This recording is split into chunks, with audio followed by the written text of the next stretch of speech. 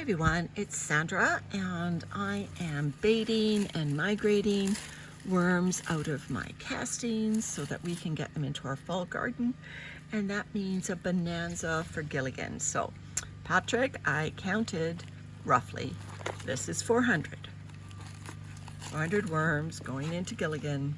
I will invert this tub because there's a few more in here. So here's our 400. Now these were from our garden tower that we harvested. Obviously I pulled out some leaf stems as well for Gilligan to take care of over the winter. So this is 400 worms. There were mature worms in here. There were new cocoons being laid down, but I also found lots of babies in here. So sitting the castings for a while allowed these worms the cocoons to hatch, and I did pull out a few new cocoons. So there they are in a big matted bundle, and they go into Gilligan, and they'll be glad to get into a real system again and out of the castings. So that's my first bundle. So it's the next day, and I'll just make sure this container is empty. Anybody hanging around? Oh yeah, still some hangers on. All right, I'll take care of those. And what I've got is, last evening I did more pulling and migrating worms out of one of my styrofoam castings totes. I put damp newspaper on it overnight just because the worms, I wanted them to stay in this container, which isn't ideal. All right, so this is 407 worms, but it's a considerably smaller lump because these were mostly wisps. So there was one little solid piece of something that I probably put in to feed the castings. But look at, this is a dense clump of mostly wisps. So I'm gonna have to be careful with my fingers here. Mostly wisps, baited and migrated out of a castings tote and going into Gilligan. So another 407 worms into Gilligan. Again, I will probably rinse these totes out and rinse them right into Gilligan because he can stand the moisture. So that's my second batch going in. 407. Gilligan will take care of it, and there's a lovely, I think that's a cocoon. Yep, not a tail. There's a cocoon there that I found in the castings tote still. So maybe that's an indication there were some mature worms laying down new cocoons, but I also found several unhatched cocoons that I put in here. All right, that's my second batch. Going through all my castings totes because it's now early October and I want to get these castings into the garden. All right, bye for now until the next one. Okay, so it's lather, rinse, repeat. This is my third time pulling castings or worms out of castings. This time it was from the harvested garden towers, and I pulled out 456 worms plus the apple that we put in there. The worms weren't really getting into it anyway, so that'll be Gilligan's gain. Maybe I'll put the apple in last because I'm pretty sure it'll just roll as soon as I do anything.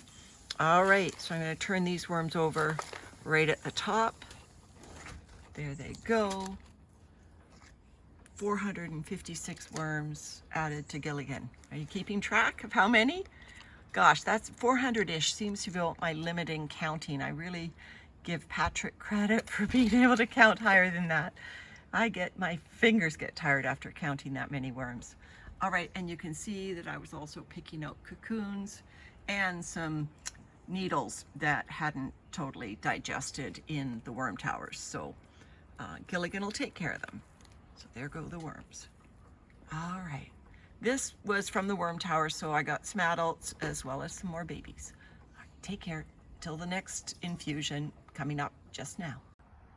All right, another day, another castings tote, baited and migrated, and I've got some more worms to go in. First, let me check to make sure they vacated this one. Yeah, I rinsed it out nice and clean.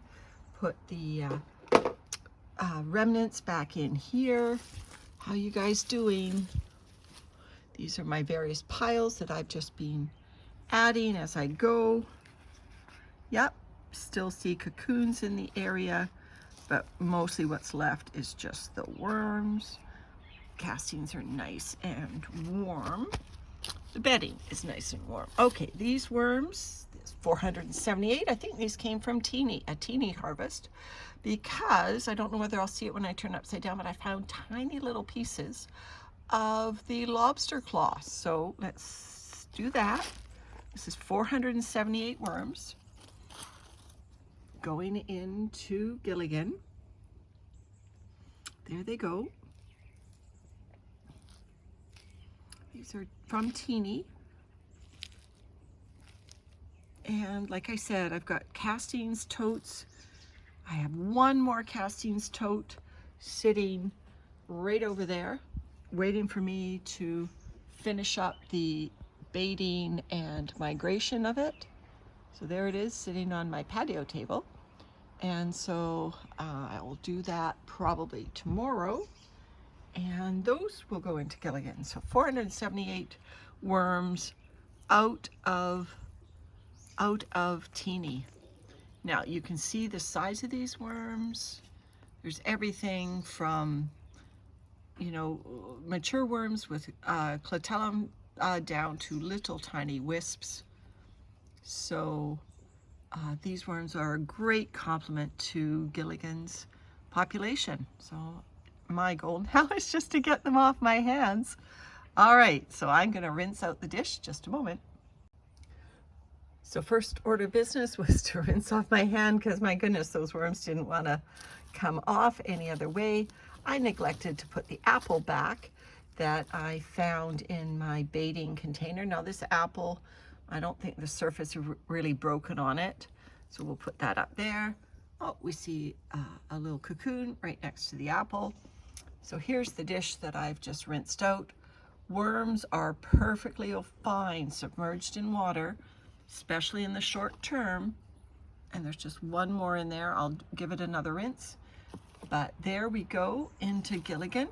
We'll put some of these nice dry maple leaves on top, and I'll put his blanket on top, and I will bring you back when I have more worms to go in. So 478 more worms today. Bye for now. Today's total, well, from last night when I pulled these worms, 406. So let's put them over on the far side here. Take a look at these as they go down.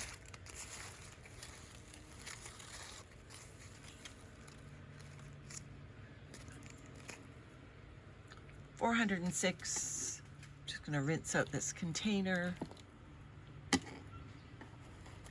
Put worms and all right on top of here. There we go. Another 406 for Gilligan. All right, today's total is 378. Just checking my old container, nothing in there. These guys are in a lot of needles that I pulled out of the castings.